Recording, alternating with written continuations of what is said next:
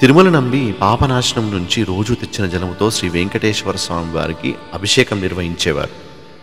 వయోవృద్ధుడైన తిరుమల నంబి చాలా దూరం నుంచి అలా కుండలో పాపనాశనం జలం తెస్తుంటే శ్రీ వెంకటేశ్వర స్వామి వారికి కలత చెందాడు. ఒకరోజు ఒక బాలుని రూపంలో తాత అని పిలిచి దాహంగా ఉంది, కుండలో ఉన్న జలం ఇవ్వమని కోరతాడు.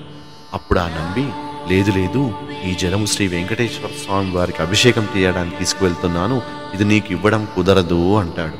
అయితే అక్కడున్న బాలుడు ఒక రాయితో ఆ కుండకు చిల్లు చేసి ఆ నీళ్లంతా త్రాగేస్తాడు.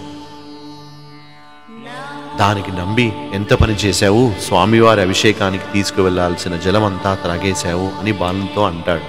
దానికి ఆ బాలుడు, తాత ఇక్కడే గంగ ఉండగా ఎందుకు అంత దూరం వెళ్తావు అని అప్పటి వరకు లేని ఆకాశగంగను చూపిస్తాడు.